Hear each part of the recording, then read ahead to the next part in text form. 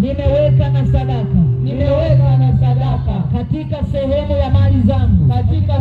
ya mali zangu, ambazo Mungu umenibariki. Ninapoileta sadaka hii, ninaomba ukaipokee. Unapoipokea sadaka hii, ukapokee na maisha yangu, ukapokee na familia yangu, ukapokee na uhai wangu, ukapokee na afya yangu. Mungu uliye hai, ninapoileta sadaka hii, ninaombea na mji huu tunaoketi katika nchi hii. Mungu uliye hai, unapohudumia watu wengine, ukatuhudumie na sisi Bwana. Unapoenda kuachilia baraka, ukaachilie hizo baraka juu ya mji wetu Bwana. Unapoenda kuachilia ulinzi, unapoenda kuachilia neema, ukakumbuke mji wetu Bwana. Ukakumbuke watu wako Bwana. Sisi tuliofika hapa, na wale ambao hawajafika hapa, tunasimama kwa niaba yao. Biblia inasema ya kwamba imani ni kuwa na hakika juu ya mambo yasioonekana. Na mimi nasimama kwa imani kwa ajili ya mji wa Msingisa. Ikiwa yako mabaya ambayo Mungu umeyakusudia juu ya mji huu wa Msingisa, kupitia sadaka hii, Mungu ukagairi hasira yako. Mungu ukatusamehe. Mungu uliye hai, ukatufuate kwa upendo, ukatufungulie njia ya kukujua Mungu wa kweli, katika jina la Yesu.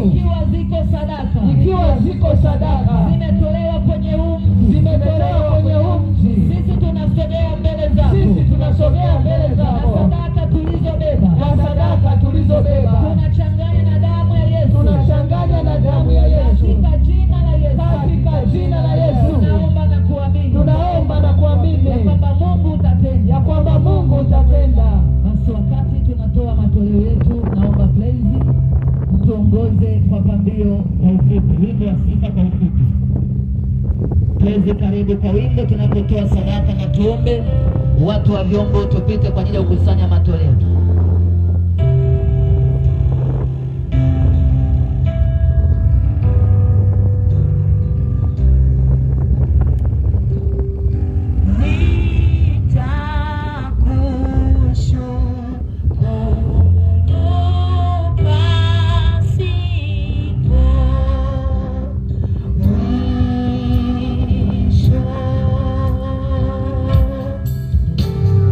Nita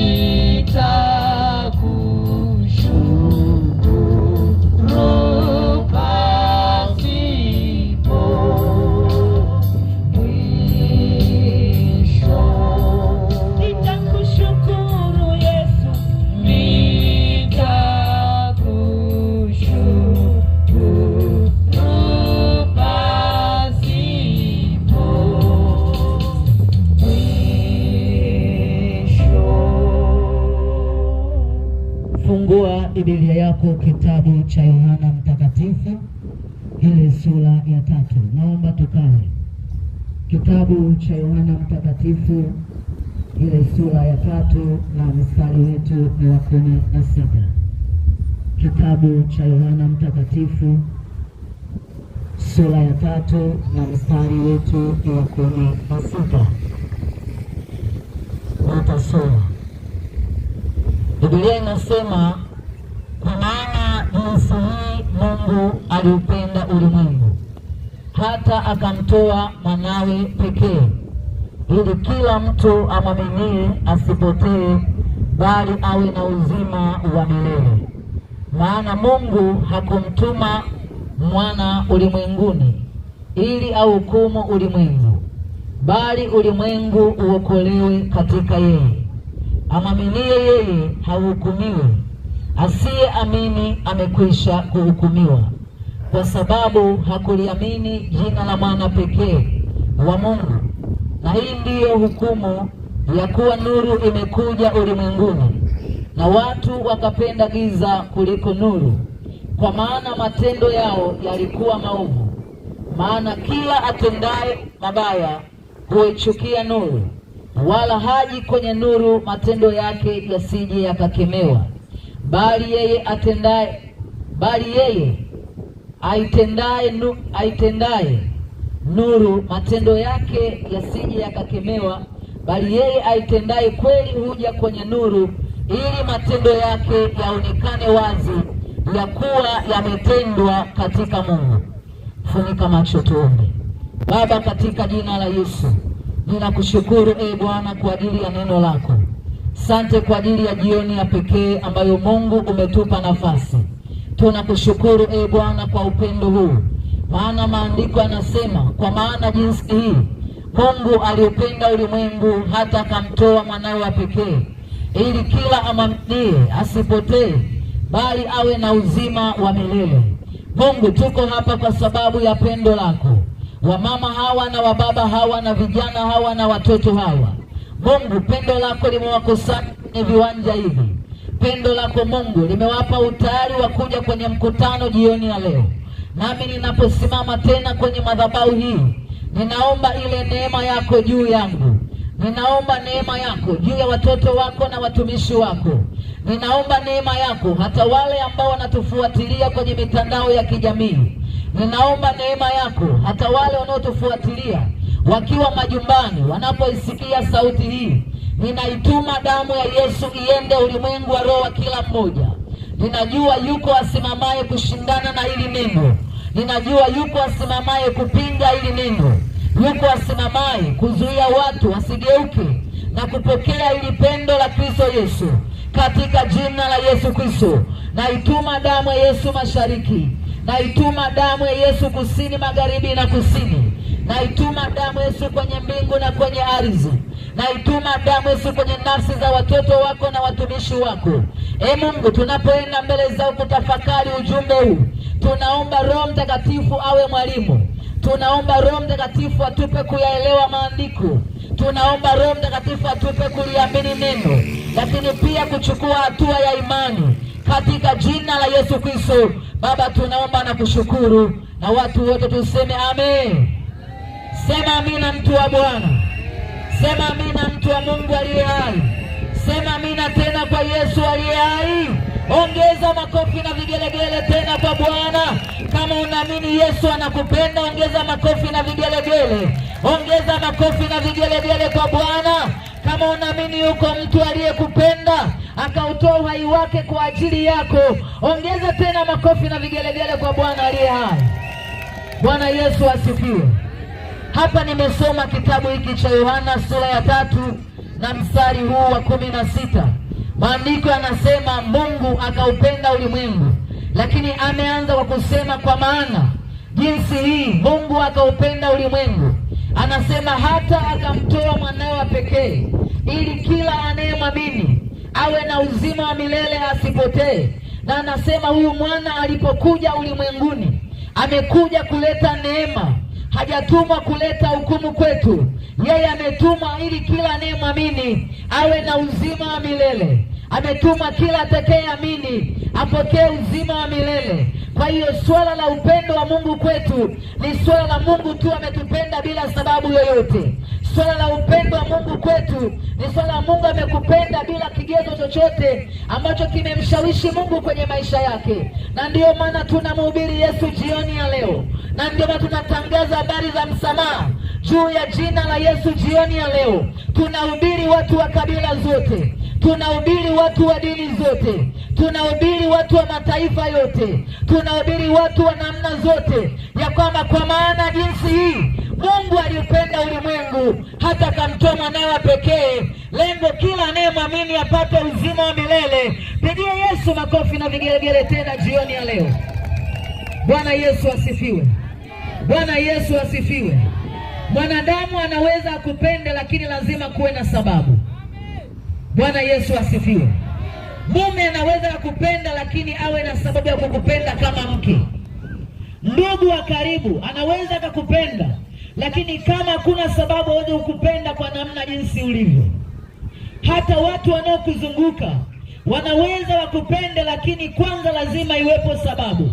Lakini tunaposoma maandiko yanatuambia kitu cha tofauti sana, ya kwamba kwa maana jinsi hii Mungu aliupenda ulimwengu. Wakati Mungu anaupenda ulimwengu, na wewe pia jina lako lilikuwepo katika ulimwengu ambao Mungu ameupenda. Na ndiyo maana Mungu ametutuma hapa Msingisa, na ndiyo maana Mungu amenituma kusema na wewe, na ndiyo maana Mungu ameruhusu mkutano uwepo. Wakati watu wengine wanatafuta neema kama hii ya kumsikia Mungu anayehubiriwa, ya kusikia ya kwamba yuko Mwokozi, hawana hiyo neema kusikia habari njema kama hizi. Wanasikia habari nyingine mbaya.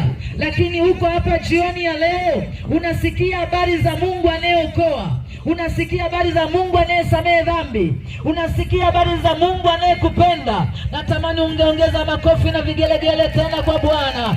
Tamani ungeongeza tena makofi na vigelegele kwa Bwana.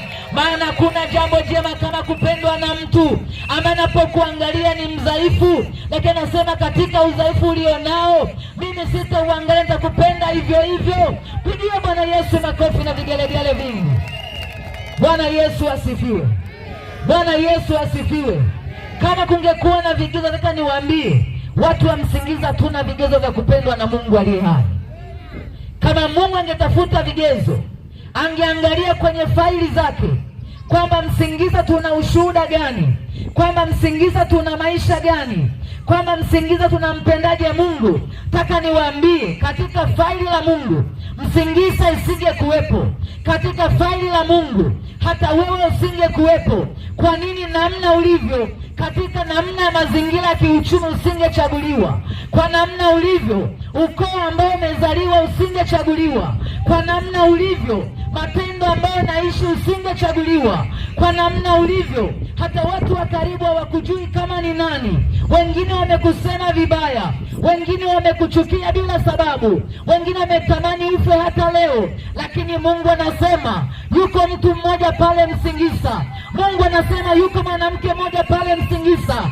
Mungu anasema yuko baba mmoja pale Msingisa. Na Mungu anasema kwa upendo huu nitamtuma mwanangu anayependezwa naye, ya kwamba aende kwa ajili yake. Tunaposema tuziko habari njema za ufalme, nataka mtu wa Msingisa macho yako yaweze kuona kwa namna kitofauti mno. Bwana Yesu asifiwe. Bwana Yesu asifiwe. Bwana Yesu asifiwe. Bwana Yesu asifiwe. Bwana Yesu asifiwe. Bwana Yesu asifiwe tena. Bwana Yesu asifiwe tena. Bwana Yesu asifiwe tena. Wewe piga hesabu tu maisha yako jinsi yalivyo. Hata ndugu zako wenyewe wanakukataa, kwamba ingewezekana wangesema wewe sio ndugu yetu.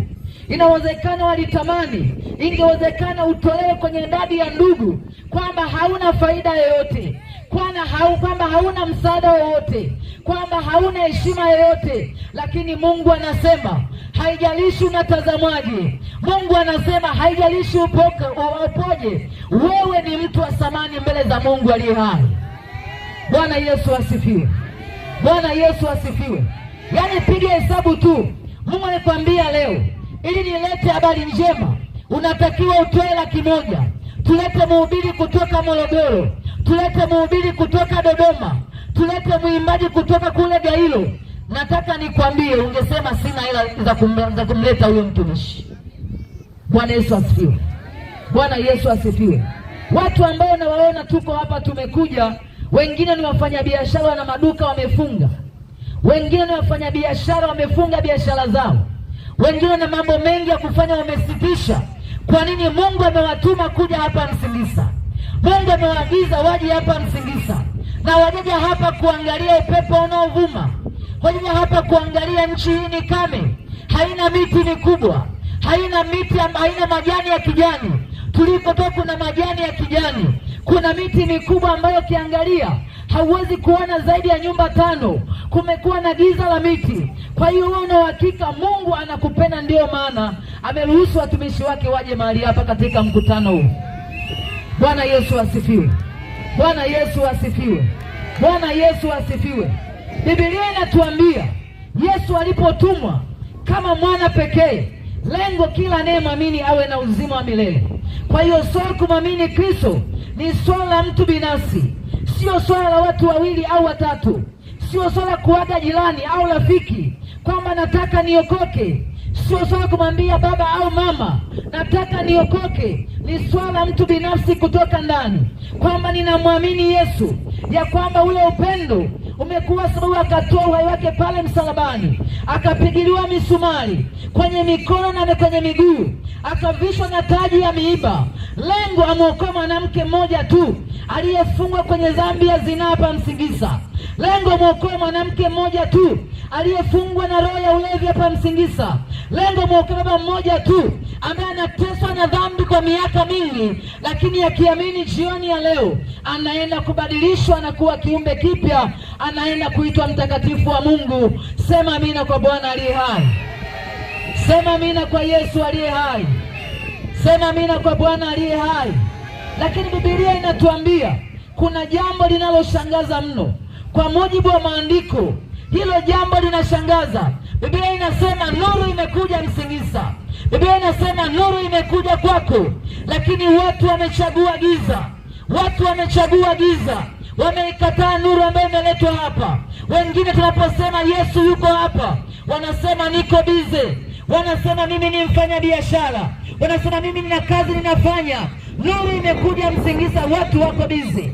Wako tayari kukaa gizani, wanaikataa nuru. Lakini Biblia inasema waliokataa nuru ni kwa sababu wanaogopa matendo yao yasije yakaonekana. Sema amina kwa Bwana. Sema amina kwa Bwana aliye hai. Ambao wapendi matendo yao yaonekane, hawako tayari kumpokea Yesu. Wanaokataa matendo yao sijulikane, hawako tayari kumpa Yesu maisha yao. Maana Yesu ni nuru, sio giza. Na hili ni jambo la kushangaza. Na ndiyo maana hata taifa letu limeona giza ni baya, likaleta umeme. Wameleta na nguzo za umeme, wameleta na mita, wakapunguza na kiwango cha gharama za kuingiza umeme. Lengo ni kuondoa giza ambalo lipo hapa Msingisa. Sema amina kwa Bwana.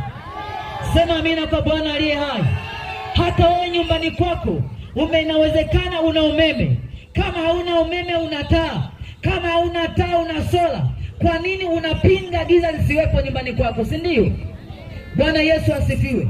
Mahali palipo na giza ni mahali hatari mno.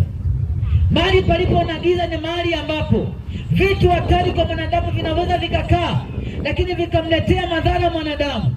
Kwa nini upende giza wakati nuru imekuja? Kwa nini ung'ang'anie kwenye giza wakati nuru imekuja kwako? Taka nikwambie, chagua leo kulikataa giza na uweze kuingia kwenye nuru, ili uweze kuishi maisha yaliyo salama. Sema amina kwa Bwana. Sema amina kwa Yesu aliye hai. Sema amina kwa Bwana aliye hai. Walio nuruni hawaoni haya kusema Yesu ni Bwana kwenye maisha yangu. Kwa nini? Matendo yao yako nuruni. Matendo yao yanaangaza. Hayaangazi kwenye nyumba zao tu, yanaangaza pia mpaka watu wanaowazunguka. Yanaangaza mpaka kanisani. Kuna watu wapo kanisani lakini matendo yao yapo gizani. Bwana Yesu asifiwe. Bwana Yesu asifiwe. Hii injili imekuja kwa ajili ya wote, walio kanisani na walio nje.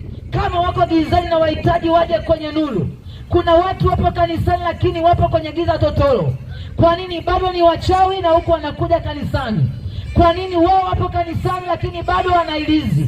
Kwa nini wapo kanisani lakini bado ni wasengenyaji? Wengine ni watu ambao wanapenda ugomvi. Mungu anachosema jioni ya leo, anatamani hilo giza liondoke ndani ya moyo wako. Sema amina kwa Bwana. Sema amina kwa Bwana aliye hai. Sema amina kwa Bwana aliye hai. Sema amina kwa Bwana aliye hai. Hata pale mtaani hawajui kama una Yesu moyoni. Kwa nini matendo yako bado yako gizani? Wengine hata usemi wao unawadhihirisha bado wako gizani, maana hawana maneno ya uzima kwenye vinywa vyao, hawana maneno ya baraka kwenye vinywa vyao. Hata mume au mke anaona wewe ni kituko kwa sababu hakuna nuru inaangaza kwenye maneno. Sema amina kwa Bwana.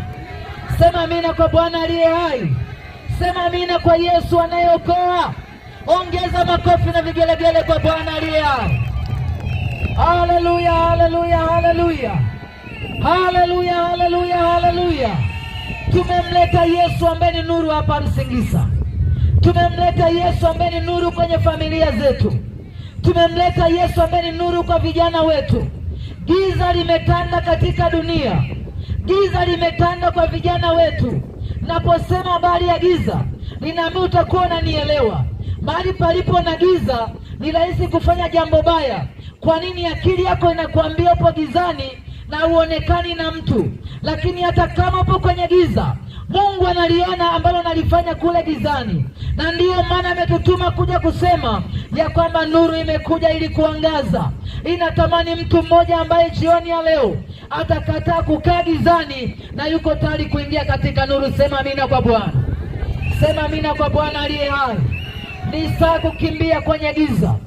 Wewe angalia tu picha dunia mahali inaelekea, utaelewa ninaposema habari ya giza. Mungu atatukae kwenye giza. Vijana wetu wamekuwa wanavuta madawa ya kulevya. Vijana wetu wamekuwa mashoga. Vijana wetu wamekuwa kibeti. Vijana wetu wamekuwa wana heshima kwa wazazi. Hii ina tafsiri ya kwamba giza limetanda juu ya vijana wetu. Kwa hiyo kama tukisimama na Mungu, Mungu lazima tusaidie kuondoa giza. Tuko hapa, tuna watoto, tunalia kwa ajili ya watoto wetu. Kwa nini wameingia gizani? Lakini tungekuwa katika nuru, Mungu angetusaidia kusimama kuombea watoto wetu. Kwa tulipokaa gizani, shetani akaiba vijana, shetani ameiba mabinti, shetani amewaingiza kwenye makundi mabaya. Leo tunalia kwa nini? Giza limeingia mpaka kwenye familia zetu. Mama unalia, giza limeingia kwa kijana ambaye ni nguvu kazi kusaidia, lakini leo amekuwa shoga kule mtaani. Leo amekuwa mvuta madawa kulevya kule mtaani. Unapohitaji msaada, uone msaada. Nataka nitangaze jioni ya leo, uwe tayari kuruhusu nuru ingie kwenye maisha yako. Uwe tayari nuru ingie kwa watoto wako. Uwe tayari nuru ingie kwenye familia yako. Na hiyo nuru inapoingia, Biblia inasema Mungu anaingilia kati maisha yetu. Sema amina kwa Bwana wa majeshi aliye hai. Sema amina tena kwa Yesu. Sema amina tena kwa Bwana. Watu wakachagua giza kuliko nuru. Hapa tungeuliza, Wakristo ni wangapi wanaishi hapa Msingisa? Utagundua Wakristo ni wengi kuliko namna ambavyo tuko hapa jioni ya leo. Kwa hiyo hii inatutafsirishia ya kwamba giza limekamata Msingisa. Ukienda kule chini kwenye vilabu, utakuta vijana wengi wanakunywa, utakuta baba wengi wanakunywa, unakuta mama wengi wanakunywa. Kwa nini? Giza limetanda kwenye mioyo yao.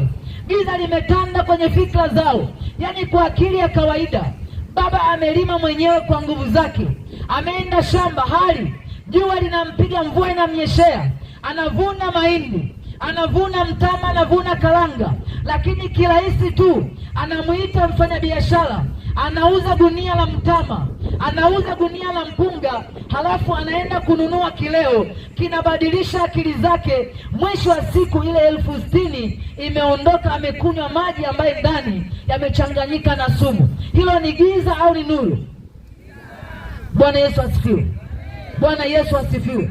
Sasa hebu mtasimini tuwe mwenyewe. Angalia nguo alizovaa, utagundua ana mitumba shilingi 500, halafu imechanika, halafu hajafua hata kufua, lakini anakunywa pombe mpaka 60,000. Hilo ni giza totolo ambalo lipo ndani ya fikra za huyo mtu. Na ndiyo maana Mungu ameruhusu nuru ije kwa huyo mtu. Mungu ameruhusu nuru iangaze. Jana niliwaambia ya kwamba tunapotaka kujua ya kwamba giza limekamata katika mji huu, giza limekamata kwenye familia zetu, tujitathmini pale nyumbani, kati ya kulia na kucheka, kitu kipi kimekuwa kikishika nguvu kubwa pale ndani? Utagundua tumekuwa tunalia sana kuliko kucheka. Tunacheka dakika chache, lakini kulia kumechukua masaa mengi. Kwa nini tunalia? Kwa sababu changamoto zinaongezeka siku hadi siku. Sasa yuko ambaye ana majibu juu ya vilio ambavyo tunavyo kwenye familia zetu, na ndio maana ninasema nuru imekuja kuangaza. Tunatamani kumwambia Bwana, tumechoka kuishi katikati ya giza. Tamani tumwambie Mungu, inatosha, tumeishi kwenye giza. Tumesikia habari njema na tuko tayari kukupokea, kwa sababu Biblia inasema kila atakayemwamini huyo mtu atapokea hiyo neema, wokovu kwenye maisha yake. Sema amina kwa Bwana. Sema amina kwa Bwana aliye hai. Sema amina kwa Bwana aliye hai. Sema amina kwa Bwana aliye hai. Mungu hana upendeleo. Mungu anaokoa makabila yote. Mungu anayeokoa toka kule Moshi ndio Mungu huyo aliyekuja kuhubiriwa hapa Msingisa. Anahitaji Wakaguru pia waokolewe, anahitaji Wagogo pia waokolewe, anatamani makabila yote waokolewe. Mungu aliyeokoa watu waliosoma ndiye Mungu anataka kuokoa na watu ambao hawajasoma leo. Na Mungu anapoingilia kati maisha yetu, taka nikwambie, huu mji utaenda kubadilishwa ghafla. Hii hali ambayo tunaiona leo, Yesu tunaporuhusu awe nuru kwenye mji wetu, huu mji utakuwa una furaha, utakuwa na mafanikio. Nimeona mama wanalia tulipokuja hapo, wanasema watumishi, tunaomba mtuombee, mashamba yameenda na maji. Hii ni moja inaonyesha kuna ghadhabu ya Mungu kwenye huu mji, maana Mungu anachowaza, kama wakipata magunia mengi ndio watalewa sana, watalala kila buni. Bwana Yesu asifiwe. Mungu anachokiona tunapovuna sana, ndio watu wanaongeza mke wa pili na watatu. Yaani yule mwanamke aliyetabikia kulima yale mazao hana tamko juu yale mazao. Mwanaume anasema lazima niongeze mke wa pili, lazima niongeze na mke wa tatu. Taka nikwambie mtu wa Mungu, kulia peke yake haitoshi kama hauna Yesu moyoni. Bwana Yesu asifiwe. Bwana Yesu asifiwe. Yaani kwenda kwa balozi, kwenda kwa mtendaji, kulalamika mume wangu ameuza magunia yote, haitakusaidia. Kinachoenda kukusaidia ni kumwambia Yesu, siwezi kubeba huu mzigo. Jioni ya leo ninakupa maisha yangu. Napokupa maisha yangu na mizigo yangu ninaikabidhi kwako. Taka nikwambie, mwanaume yule yule aliyekuwa anauza magunia mtama, atauza magunia, atasema mke wangu twende Gulioni tukanunue nguo, Jumapili twende kanisani. Sema amina kwa Bwana. Sema amina kwa Bwana aliye hai. Sema amina kwa Bwana aliye hai. Na bado tuna nyumba nyingi tumeweka mawe kule juu. Hayo sio maisha Mungu alikusudia. Mazao tunalima, Mungu alitamani popata tuweze kuuza, tuweze kuweka tuweke mbao, tuweze kuweka mabati ya msauzi, tuweze kuweka umeme, tuweke na TV. Tuwe tunaangalia vipindi, tunaangalia duniani kuna nini. Lakini mpaka leo kuna watu wajui duniani nini kinaendelea. Kwa nini? Hawana TV, hawana umeme, hawana nyumba nzuri. Yaani nyumba yenyewe inasema tu Mungu nisaidie. Kwa nini? Kuna giza limetanda kwenye maisha yetu. Bwana Yesu asifiwe. Bwana Yesu asifiwe. Nani ambaye hapendi kuwa na nyumba nzuri? Anyoshe mkono juu namna hii. Nani hapendi awe na nguo nzuri? Kila Jumapili anabadilisha, kila Jumapili kiatu kizuri. Nani hapendi kula vizuri? Watu wengi tunakula ili tushibe, lakini hatuli kwa sababu tunapenda kula chakula. Tunaanika fushe, tunapika na mlenda. Tunatakiwa tupike mlenda, tuna hamu ya kula mlenda, lakini sio kwa sababu hatuna fedha ya kununua nyama, kununua samaki. Kwa nini? Giza linatusababisha tuishi kwenye hayo maisha ambayo tunaishi leo. Bwana Yesu asifiwe. Bwana Yesu asifiwe. Bwana Yesu asifiwe. Kwa nini kwenye mji wetu wageni ndio wanafungua maduka makubwa? Kwa nini kwenye mji wetu wageni wanajenga nyumba nzuri? Kwa nini kwenye mji wetu wanaoabudu miungu mingine ndio wanaofanikiwa sana? Tunamwabudu Mungu aliye hai, hatufanikiwi. Tumekuwa watu wa kulia, tumekuwa watu wa kawaida. Taka nikwambie, giza limeleta mauti kwenye familia zetu. Giza limeleta mateso kwenye maisha yetu. Giza limepoteza wa vizazi vyetu. Giza limeathiri na ndoa zetu. Nataka niseme ya kwamba jioni ya leo nuru imekuja Msingisa. Jioni ya leo nuru imekuja kwenye familia yako. Jioni ya leo nuru imekuja kwa watoto wako. Kuna watu hapa wanalia kwa ajili ya watoto. Kitaka nikwambie, aliye na majibu kwa watoto wako ni Mungu peke yake. Haleluya, haleluya, haleluya. Aliye na jibu peke yake kwenye ndoa yako ni Yesu tu. Ukiwa na Yesu, kila kitu lazima kiende kama Mungu anavyotaka. Kwa nini? Yeye ni Mungu wa utaratibu, yeye ni Mungu wa nidhamu. Hakuna kitu kitenda tofauti, maana aliye Bwana wa sheria yupo katikati ya familia yako. Sema amina kwa Bwana. Sema amina kwa Bwana aliye hai. Sema amina kwa Bwana aliye hai. Sema amina kwa Yesu aliye hai. Saa ya kuabudu miungu imetosha. Saa kuabudu miungu mingine inatosha. Saa ya kulia imetosha. Ni saa Mungu anataka tucheke, kwa sababu nuru imeingia kwenye familia zetu. Naomba usimame mahali ulipo. Pigia Bwana Yesu makofi na vigelegele wakati unasimama. Nimetumia dakika chache kwa sababu tamani twende mbele za Bwana kuomba. Kuna watu tumelia sana kwa ajili ya giza. Kuna watu tumelia sana na machozi yetu yamefika mbele za Bwana. Kuna watu tumehuzunishwa usiku na mchana, tumekuwa tukiomboleza, na Mungu amesikia kilio chetu, na Mungu amelituma ili neno jioni ya leo. Anasema, mwanangu, usilie tena. Nuru imekuja kwako katika mkutano huu. Nuru imekuja kwako katika semina hii, na hiyo nuru ukiruhusu ipite kwako, hayo machozi hayatatoka tena. Utakuwa ukimtukuza Mungu na utakuwa unamsifu Mungu aliye hai. Naomba sogea hapa mbele tunapoenda kwenye maombi. Naomba sogea hapa mbele tunapoenda kwenye maombi jioni ya leo.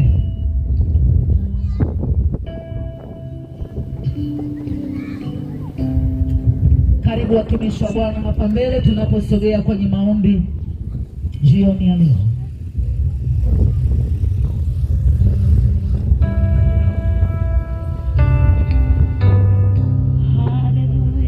Sogea tu hapa mbele, weka mistari, maana watumishi watapita kuweka mikono hapo. Weka tu mistari pale mbele, watumishi watapita kuweka mikono juu yetu ili Bwana atusaidie. Karibu tumabudu Bwana wakati watumishi wa Mungu wanasogea hapa mbele. Yesu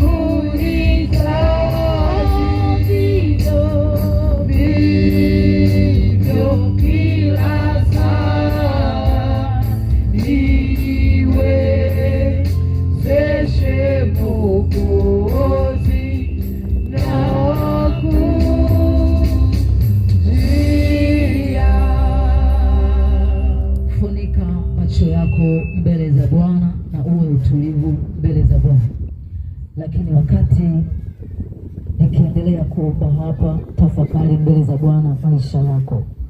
Tafakari tu mbele za Bwana maisha yako ambayo unaishi, na unapoenda kuomba kwa mbele utakwambia jambo la kufanya. funika tu macho. Baba, katika jina la Yesu, katika damu ya Yesu Kristo, ninakushukuru kwa ajili ya neno lako. Asante kwa ajili ya watoto wako ambao wamesikia neno hili jioni ya leo. Mungu, ninakubariki, ninakutukuza. Wewe umesema unalituma neno, Bwana, na unapolituma haliwezi kurudi kwako bila kuyatenda mapenzi yako. Mungu, umemuona mama huyo, umemuona na baba huyo, ya kwamba matendo yake yapo gizani, nawe umeleta nuru kwake ili hilo giza lipate kuondoka. Kila aliyesikia neno hili jioni ya leo, ninairuhusu damu ya Yesu sasa ipite ndani yake. Ninaruhusu neno lako sasa limpe kuwa na maamuzi sahihi baada ya kulisikia neno ambalo Mungu umelisema jioni ya leo. Kila aliyesikia neno hili na kila aliyeamini neno hili ya kwamba limekuja kwa ajili yake, ninaomba Bwana, neema yako ikamsaidie kuchukua hatua, ikamsaidie kufanya maamuzi yaliyo sahihi. Baba, ni katika jina la Yesu ninasema na mbingu, ninasema na ardhi, ya kwamba zisiwe upande wa mtumishi wako aliye tayari kuyaachilia maisha yake kwako, Bwana, katika jina la Yesu. Ile misingi ya msingisa ambayo imejengwa iliyosimamia maisha ya watu hawa ili waitumikie miungu mingine, ili wakae katika giza, Bwana, ninasema na misingi ya msingisa ya kwamba nuru imekuja hapa msingisa ili kuangaza maisha ya watu hawa, Bwana. Ninasema na misingi ya msingisa ikaruhusu watu hawa kuruhusu nuru ya Mungu ipite katikati ya maisha yao. Baba, ni katika jina la Yesu ninaomba na kushukuru. Wewe ambaye toka tumeanza mkutano huu haujaokoka, na leo ni siku ya kwanza umesikia habari njema na unatamani kumpa Yesu maisha. Inawezekana pia ulikuja kwa siku zote tangu tumeanza mkutano, lakini ulikuwa haujampa Yesu maisha.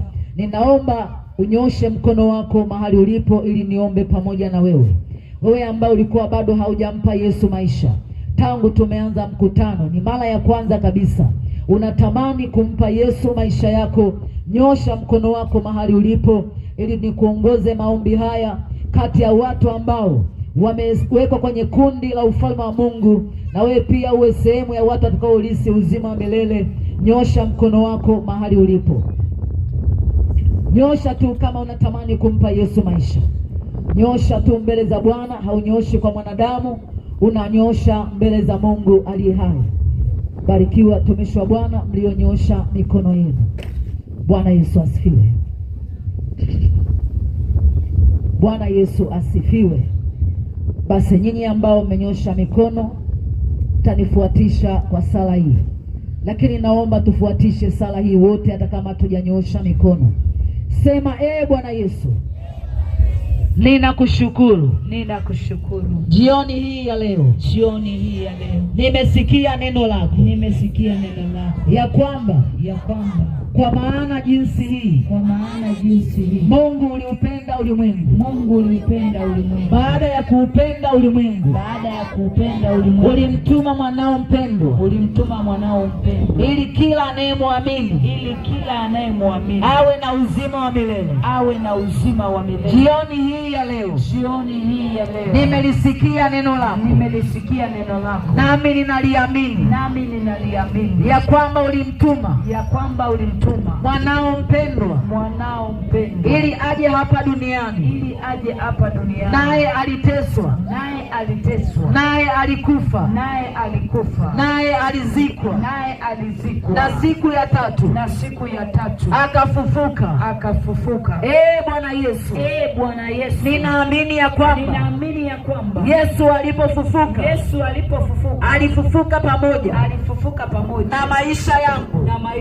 Jioni hii ya leo ninaomba unisamehe juu ya dhambi zangu zote ambazo nimezitenda, iwe ninajua au niwe sijui, nilipotenda kwa bahati mbaya au nimetenda kwa kukusudia.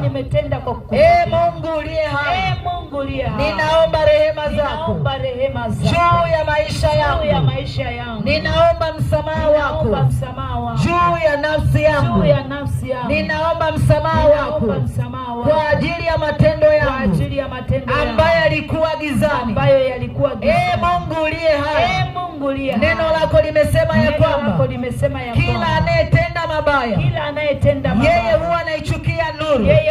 Kwa sababu hiyo nuru inapokuja juu yake, matendo yake yanaonekana. Mungu uliye hai, mimi nimetenda mabaya, mimi nimechukia mema, mimi nimeichukia nuru, lakini siku hii ya leo ninaamua sasa kukuchagua Bwana Yesu, uwe Bwana na Mwokozi juu ya maisha yangu. Kuanzia siku ya leo ninamkataa shetani pamoja na kazi zake. Ninamkataa shetani pamoja na tamaa zake. Jioni hii ya leo ninakupa moyo wangu. Jioni hii ya leo ninakupa maisha yangu. Jioni hii ya leo nakukabidhi nafsi yangu. Kuanzia siku ya leo ukafute jina langu kwenye kitabu cha hukumu, ukaandike jina langu kwenye kitabu cha uzima, katika jina la Yesu. Mungu uliye hai, na kukaribisha ndani ya moyo wangu, ukafanye makao yako ndani ya moyo wangu, katika jina la Yesu. Mimi nimeokoka. Nyamaza mahali ulipo sasa tunapoenda kuomba. Nyamaza mahali ulipo tunapoenda kuomba sasa. Wewe umekuwa kiumbe kipya. Biblia inasema tazama ya kale yamepita na tazama yamekuwa mapya. Kuanzia leo wewe ni mtumishi wa Mungu. Kuanzia leo wewe ni mtoto wa Mungu. Kwa hiyo hakikisha unakuwa imara. Usiruhusu shetani kurudishe tena katika dhambi. Usiruhusu adui kurudishe tena katika yale maovu. Maana ukirudi tena kwenye matendo mabaya, urudi tena katika giza. Naomba tuombe. Na watumishi wa Mungu naomba tupite tuombe pamoja na watumishi wa Bwana. Baba, katika jina la Yesu Kristo. Baba, katika damu ya mwana kondoo Yesu. Mungu, nauleta mkutano huu mbele zako Bwana. Wewe ni Mungu uliyenituma kusema na watu hawa Mfalme, ya kwamba yuko Yesu anayeokoa. Ya kwamba umenituma kuleta habari njema juu ya watoto wako Mungu, ambao umesikia neno lako jioni ya leo. Wale ambao wapo kwenye viwanja hivi, lakini wale ambao wanafuatilia kwenye mitandao ya kijamii. Mungu, ninawainua mbele zako Bwana. Kwa mamlaka ya jina la Yesu Kristo, ninawakabidhi kwenye madhabahu yako. Ninawakabidhi katika ufalme wako.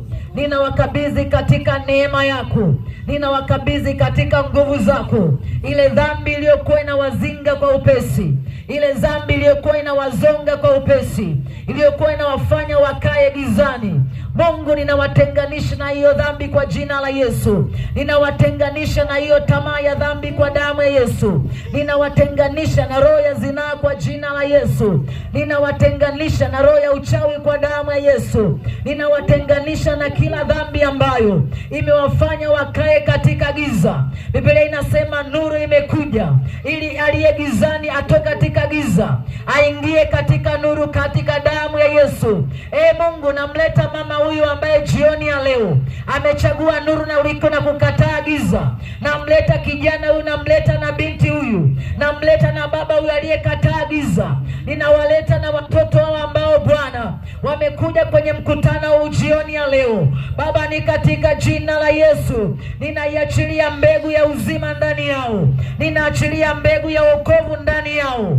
Ninaachilia neema ya kushinda dhambi ndani yao. Ninaachilia neema ya toba ndani yao, itakayozaa matunda ya toba katika jina la Yesu Kristo.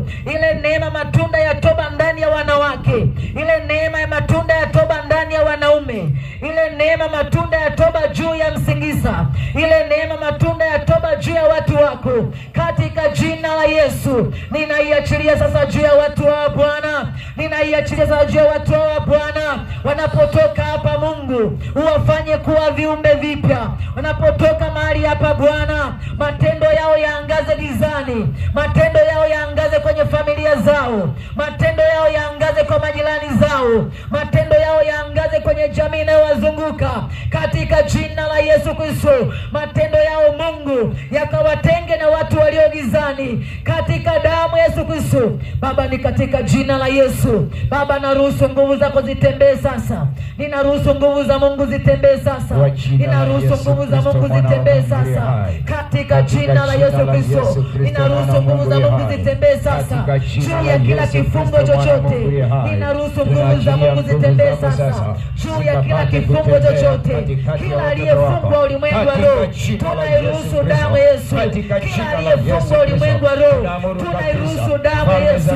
Kila kifungo chochote, tunairuhusu hiyo damu ya Yesu ipite kwenye vifungo ulimwengu wa roho. Tunairuhusu damu ya Yesu ipite kwenye vifungo ulimwengu wa roho.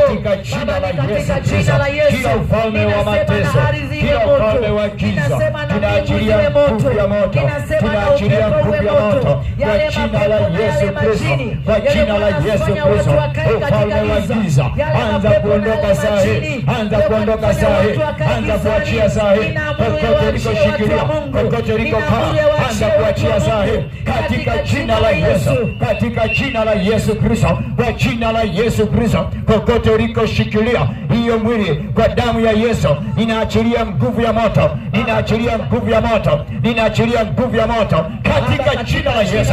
Roho za magonjwa toka, achia, toka, achia, toka, achia, tote mpaka nyuma. Naachilia moto, naachilia moto, naachilia moto, naachilia moto kwa damu ya Yesu, kwa jina la Yesu Kristo wa Nazareti, kwa damu ya mwana kondoo. Naachilia moto, naachilia moto, ni moto lao, ni moto lao, ni moto lao katika jina la Yesu Kristo, katika jina la Yesu Kristo, kwa damu ya mwana kondoo. Baba wa giza, naachilia moto sasa, naachilia moto sasa, naachilia moto sasa.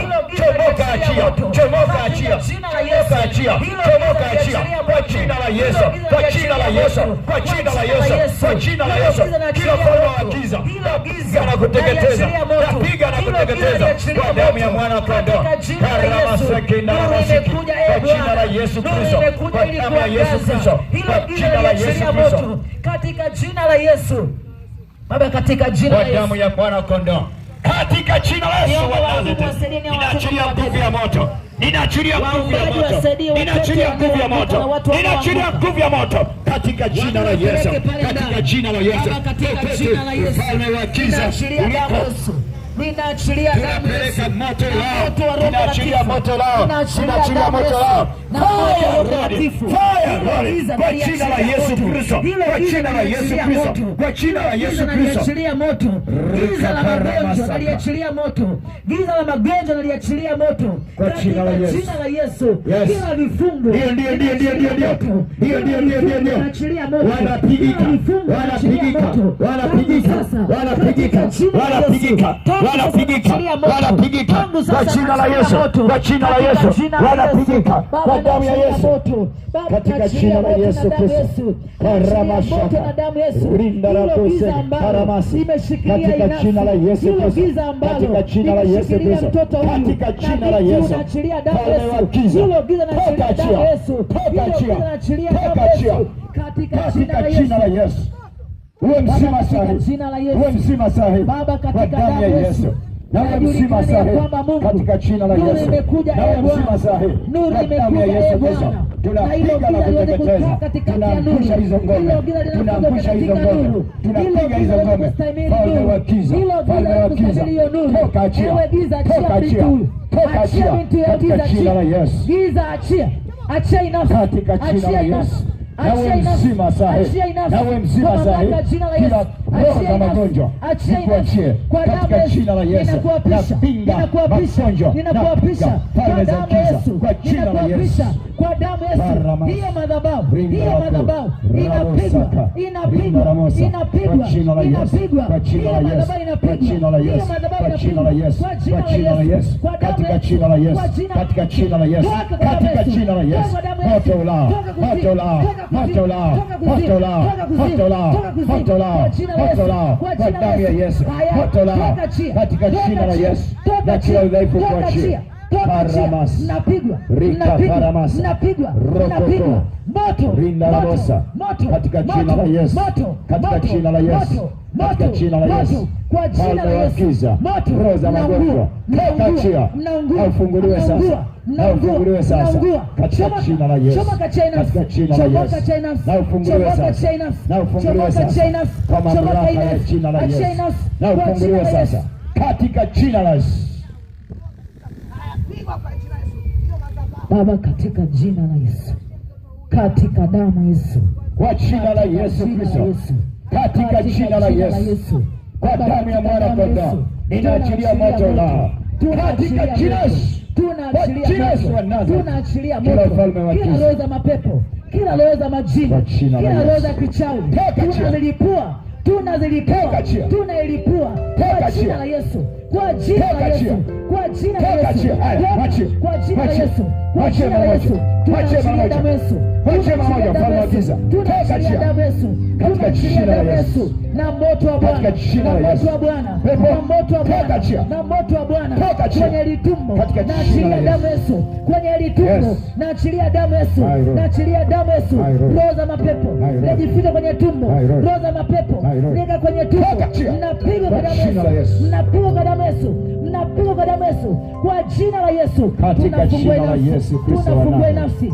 kwenye ulimwengu wa roho, naifungua nafsi kwenye ulimwengu wa roho, naifungua nafsi kwenye ulimwengu wa roho, naifungua nafsi kwenye ulimwengu wa roho, kila mawasiliano tunayakata kwa jina la Yesu, haya mawasiliano tunayakata kwenye ulimwengu wa roho, tunayakata kwa jina la Yesu, zinapigwa katika jina la Yesu, zinapigwa kwa damu ya Yesu, katika jina la Yesu, kila falme ya giza toka njia kwa damu ya Yesu, toka njia katika jina la Yesu. Nguvu za Mungu, tunaachilia nguvu za Mungu katika damu Yesu. Baba, katika jina la Yesu ninaachilia damu Yesu, ninaiachilia damu Yesu juu ya mama huyu, naiachilia damu Yesu juu ya mama huyu, naiachilia damu Yesu.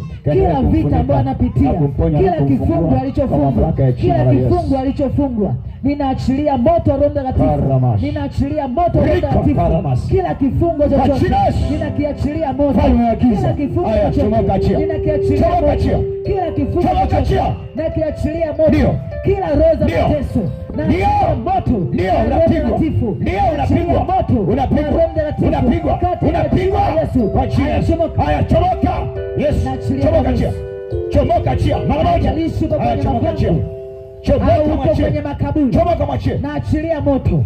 Haijalishi uko kwenye mapango au kwenye makaburi, hiyo nafsi na iachilia moto kwa jina la Yesu.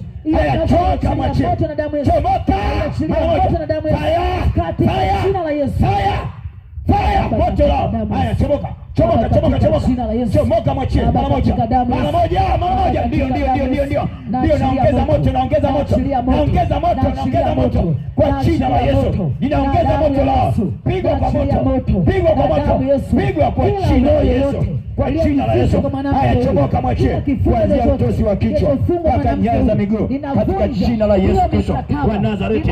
Tunaangusha ngome, ninavunja hiyo mikataba, ninavunja hiyo mikataba. Haya maagano yote yaliyoko hapo yanapigika sahihi, yanapigika sahihi, yanapigika sahihi katika jina la Yesu, kwa jina la Yesu, kwa damu ya Yesu.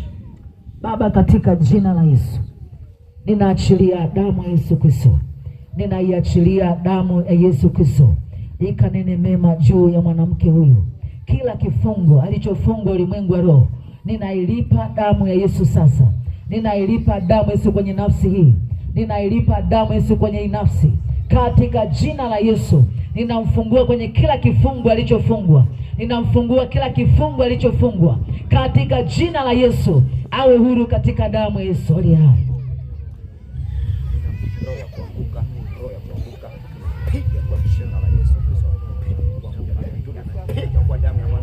Tunaachilia nguvu ya uzima ndani, tunaachilia nguvu ya uponyaji ndani, tunaachilia nguvu ya uponyaji ndani katika jina la Yesu. Kila roho iliyoko ndani yako kwa jina la Yesu Kristo tunaangusha hiyo roho, tunapiga kwa jina la Yesu, tunapiga kwa jina la Yesu, na ikuachie sasa, kokote ulikofungiwa, kokote ulikoshikiliwa, kokote ulikowekwa, kwa jina la Yesu tunaachilia damu ya ukombozi, tunaachilia damu ya ukombozi, tunaachilia damu ya ukombozi katika jina la Yesu Kristo wa Nazareti. Tunakataa roho ya udhaifu, roho kifafa, toka achia, toka achia, toka achia, toka achia kwa jina la Yesu. Una nafasi ndani ufahamu wake kwa jina la Yesu Kristo. Tunaachilia damu ya ukombozi, tunaachilia damu ya uzima, tunaachilia damu ya uzima, tunaachilia damu ya uponyaji kwa jina la Yesu Kristo, kwa jina la Yesu Kristo, kwa jina la Yesu Kristo wa Nazareti. Achia kuanzia sasa kwa damu ya mwana kondoo, awe huru katika jina la Yesu. Baba, katika jina la Yesu.